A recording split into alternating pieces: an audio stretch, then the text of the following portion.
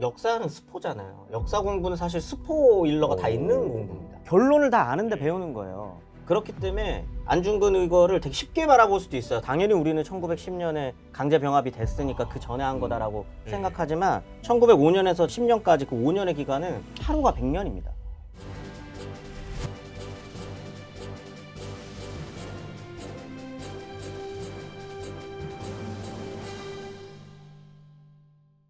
안녕하십니까. 오늘 10분 토론에서는 올해로 115주년을 맞이한 안중근 의사의 하얼빈 의거에 대해 이야기해보려고 하는데요. 그날의 총성이 남긴 깊은 의미부터 숨겨진 뒷이야기들까지 모두 나눠주실 전문가 두 분 모시고 토론 시작하겠습니다. 안녕하십니까. 경희대 사학과에서 고고학을 연구하고 강의하고 있는 강인욱입니다. 네, 안녕하십니까. 가톨릭대 국사학과에서 학생들 가르치고 있는 김지원이라고 합니다. 최근에 또 안중근 의사와 관련된 영화도 개봉을 했습니다. 하얼빈이라고. 간단하게 이 하얼빈 의거가 가진 의미 좀 풀어주실 수 있을까요? 당대에도 중요한 의거입니다. 사실 의거가 가지는 의미라고 하는 건 그 일본에 저항했었던 한국인들한테 메시지를 전달해 주는 거잖아요. 굉장히 굵직한. 그렇죠. 근데 사실 36년을 저희가 강제 병합 상태에 놓이게 되는 건데 그게 사실 1910년에 태어나셨던 분이다 라고 하면 36까지 자기 나라가 없는 거예요. 사실 그런 분들에게는 나의 나라라고 하는 걸 강하게 메시지를 전달해 줄 수 있는 그런 계기 같은 것들이 만들어지기 힘들거든요. 예. 그때마다 중요한 역할을 했었던 게 의거입니다. 30년대 들어가면 뭐 이봉창, 예. 윤봉길 의거가 있었던 것처럼 네. 그 의거가 가진 의미가 굉장히 센데 그 출발점이었었던 거죠. 그러니까 36년 내내 어떤 의거의 오리지널리티를 갖고 계신 분이다 라고 하면 안중근이었었고 그만큼 되게 중요한 역할을 하셨던 분이고요. 그 이후로 한국 사람들에게 일제 강제 병합이라고 하는 게 부당하다라고 하는 걸 몸으로 알려주셨던 분이었기 때문에 굉장히 의미 있는 일이다라고 할 수 있겠죠. 근데 사실 이 안중근 의사의 이제 독립군 이후의 행적은 너무나 잘 알려져 있지만 안중근 의사는 어떤 삶을 살았고 어떻게 해서 이렇게 독립군이 되었을까에 대해서는 조금 덜 알려져 있기도 한 것 같습니다. 안중근 의사는 어떤 사람이었습니까, 원래? 어렸을 때 부잣집이에요.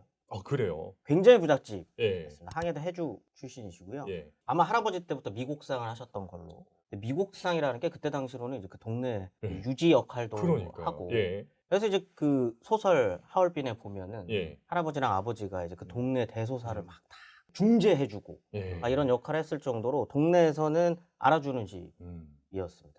본인 개인적인 이야기를 하면은 굉장히 어렸을 적에는 예. 까불이셨다고. 그래요. 활발하고 호기심이 많으신 분이었습니다. 그렇죠. 되게 좋은 지적이신 게 예. 모든 사람은 태어나면서부터 영웅이 아니라 영웅으로 키워진다 생각합니다. 근데 우리 안중근 의사의 가장 큰 핵심은 집안 자체가 자신들의 일신상의 안위를 도모하지 않고 키워졌었던 분들이 있었기에 호기심 많은 아이가 강한 독립투사가 되었다 생각합니다. 좀 첨부하자면은 정말 드물게도 문무를 겸비하셨어요. 사냥도 좋아하시고 네. 모술도 좋아하시면서 또 글씨도 너무나 잘 쓰시고 동양평화론과 같은 거러한 상당히 높은 이론도 쓰실 수 있고 일병장으로서 돌아가셨습니다마는 저는 이미 이토 히로부미를 탈의할 당시에 한국의 독립을 그 총서리와 함께 예언했다라고 저는 생각합니다. 저는 이야기를 들으면서 궁금했던 거는 부잣집 아들이었고 사실 잘 살았다면 네. 어떻게 하다가 독립군을 해야겠다는 마음을 먹게 됐을까? 네. 이게 좀 궁금합니다. 언제 안중근 의사가 독립운동을 하겠다라고 마음먹었는지에 대해서는 사실 학계에서도 여러 가지 이야기가 있어요. 굉장히 복잡하고 다사다난한 일들이 많았기 때문에 언제다라고 말하기 딱 쉽지 않지만 아마 을미사변 때부터 전조는 있었을 것 같아요. 을미사변을 겪어나가면서 일본이 이야기하고 있는 동양의 평화라거나 아니면 동아시아 3국이 어떻게 연대해서 나가야 한다라고 하는 주장들이 좀 이상한 거죠. 평화를 이야기하고 평화를 위해서 한일 간의 관계가 좀 요구된다고 하면서 어떻게 일국의 왕비를 죽이는 행동을 할 수 있지? 라고 생각을 하셨던 것 같아요. 그리고 난 다음에 러일 전쟁을 할 때까지도 아마 안중근 의사는 일말의 기대는 있으셨던 것 같아요. 동양의 평화를 위해서 일본과 한국과 중국이 연대해서 러시아라고 하는 서양 열강을 우리 다 같이 물리치자. 예. 이것이 동양과 동아시아의 평화다. 라고 얘기했고 거기에 많은 사실 한국 사람들이 동감했습니다. 그런데 그 이후에 러일 전쟁을 승리한 다음에 일본이 가장 먼저 시도했었던 게 일사늑약이라고 네. 불리는 대한제국의 외교권을 뺏는 행동이었기 때문에 그 러일 전쟁 이후 벌어지는 일본의 그런 야욕 같은 것들을 보면서 아 지금까지 저들이 말했었던 동양의 평화라고 하는 건 다 거짓이었구나. 다 거짓이었구나 라고 하는 걸 깨닫는 순간 조금 이제는 본격적으로 항일 운동을 좀 시작해야겠다라고 생각하셨던 것 같아요. 예컨대 그 지금 말한 러일 전쟁 있지 않습니까? 동양 평화론. 동양이 다 힘을 합쳐서 평화롭게 살아야지만 진정 우리가 도약할 수 있었다라고 이야기했지만 방금 말씀하셨던 것처럼 러일 전쟁이 일어나면서 이 일본은 이제 자기들이 유럽같이 한국과 중국을 침략하겠다는 것으로 급격하게 바뀌지 않습니까? 예. 지금 우리가 보면은 그 큰 전쟁이었다라고 할지 모르겠지만 그 당시에 러일 전쟁에 주었었던 충격은 전 세계적이었습니다. 엄청났습니다.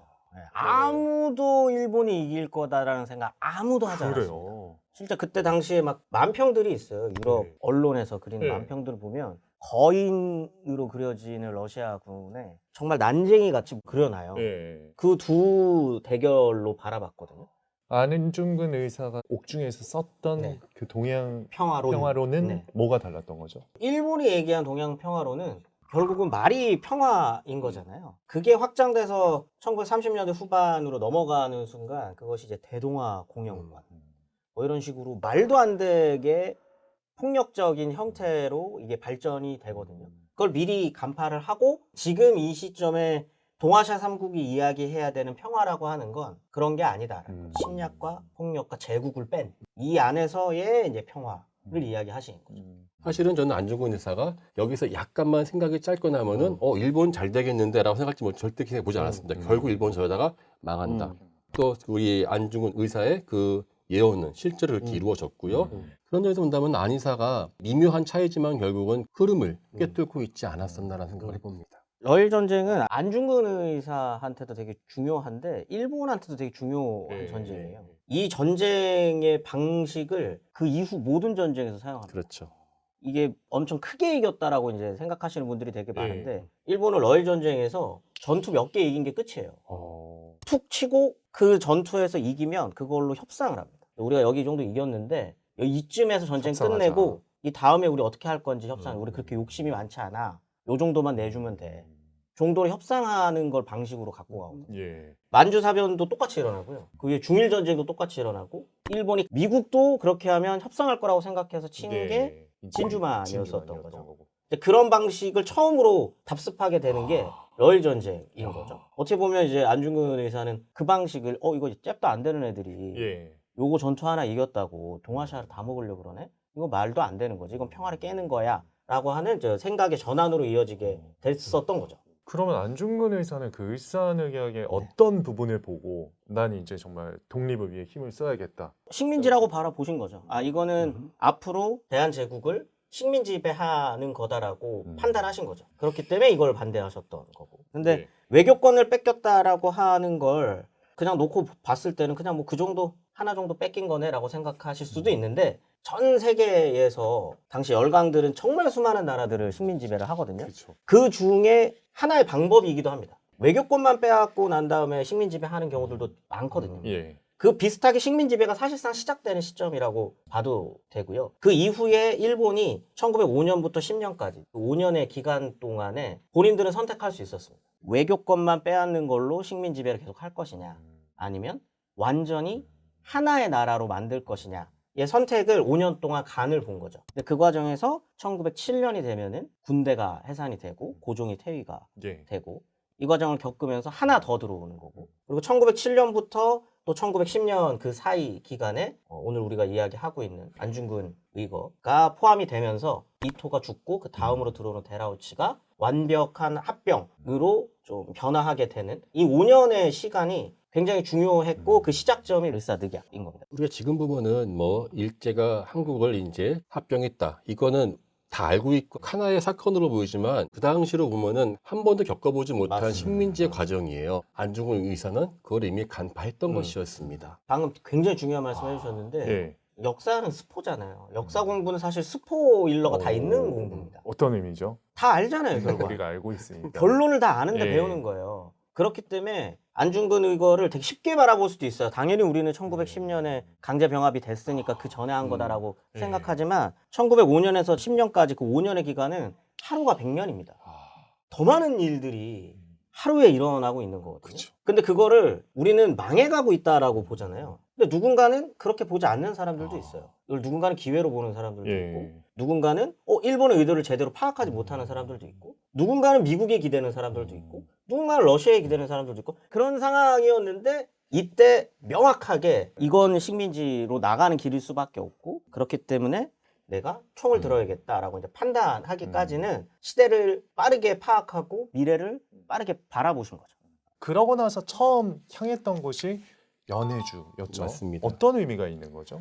러시아는 엄청 먼 줄 알지만 두만강 바로 건너편은 러시아거든요. 네. 1860년도에 북경조약이 맺으면서 러시아가 우리랑 한 15km 정도가 붙어요. 그러면서 원래 거기는 한국 사람들 땅이었기 때문에 여차하면 도망가서 거기서 살 수 있는 해방구 역할을 했었던 것이었죠. 예. 아마 안중근 의사는 이미 이때 우리나라가 더 이상 나라 안에서는 가망이 없다는 걸 절감하시고 저항할 수 있는 곳이 러시아였습니다. 그러니까 안중근 의사는 러시아에 의탁하겠다는 것이 아니라 네. 해방구로서 러시아를 인지했었던 게 그 당시에 적어도 6만 명, 많게는 20만 명 이상의 한국인들이 살고 있었고 사실상 한국 사람들의 마을이었습니다. 그래서 주로 다 알다시피 1909년도에 11명의 그러한 그 동지와 함께 손가락 자르신 단지 동맹을 하시는 것이 공교롭게도 제가 한 6년간 발굴을 했었던 바로 그 유적입니다.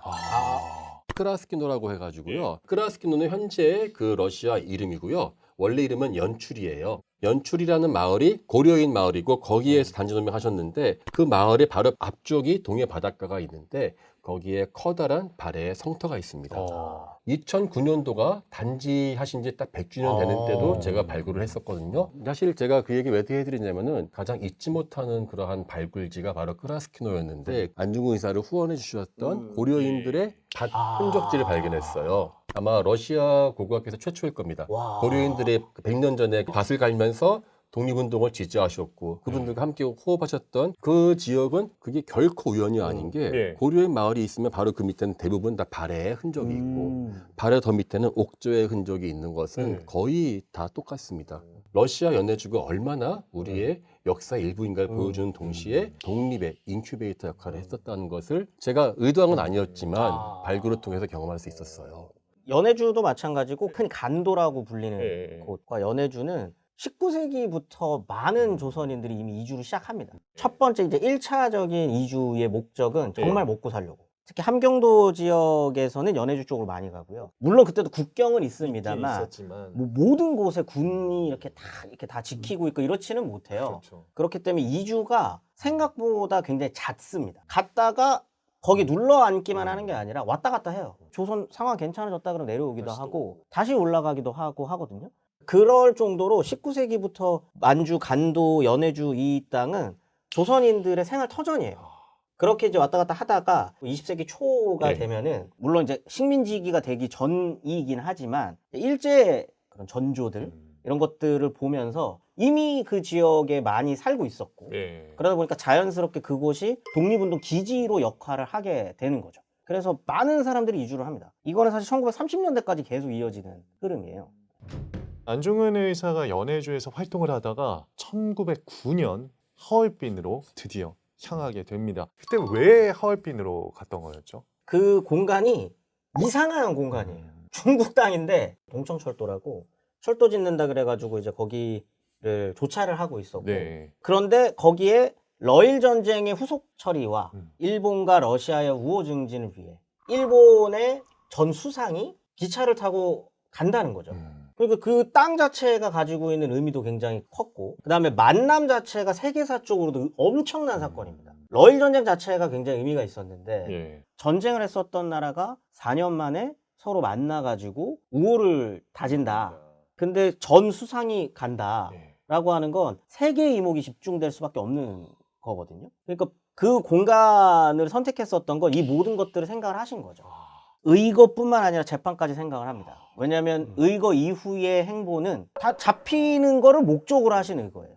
그러니까 내가 여기서 의거를 하고 잡혀서 이 재판이 세계적으로 공개가 되고 세계적인 그 이목 속에서 나의 주장이 세계인들에게 알려졌으면 좋겠다.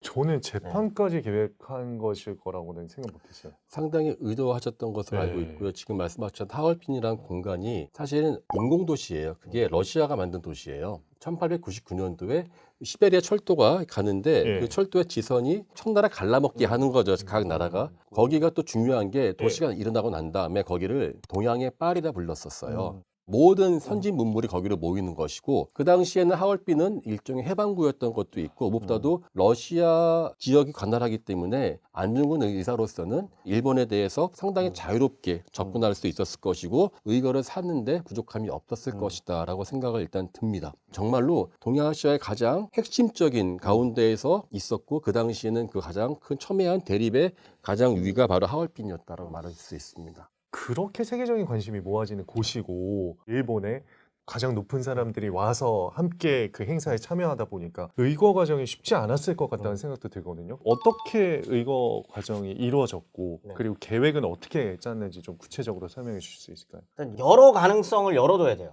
하얼빈으로 온다고는 했는데 여기가 아닐 수도 있습니다. 그렇죠. 그래서 두 팀으로 나누어요. 안중근 의사는 하얼빈으로 가는 걸로 결정을 하고 차이자고우역이라고 하는 곳에 네. 다른 분들 두 분을 그 동지인 거죠. 네. 우덕순 조도선 선생님을 그 역에 배치를 하시고 본인은 하얼빈으로 가 있는 상태에서 차이자고우역을 지나쳤다라는 소리를 듣고 아 이제 얼마나 두근두근 하셨겠어요.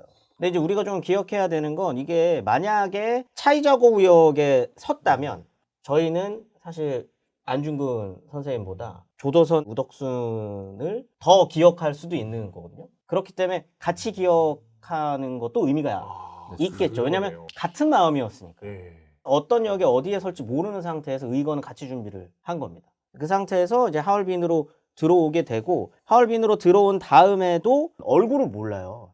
이토 히로부미의 얼굴이 그렇게 알려져 있지는 않았나요? 이토 히로부미는 1905년 이후로 본인이 통감으로 있는 동안에 나름대로의 프로파간다를 해야 되기 때문에 엄청 많이 돌아다니면서 사진 남기거든요. 네. 해상도가 좋지 않아요. 그 얼굴이 저 얼굴인지 잘 모르기 때문에 굉장히 주저하셨던 거죠. 근데 이제 그 안에서의 분위기상 느껴지는 게 있잖아요. 저 사람이 주인공이겠구나 라고 하는 걸 확인하고 격발을 하고 그 이후로도 남은 총으로 주변에 있는 다른 사람들도 쏩니다.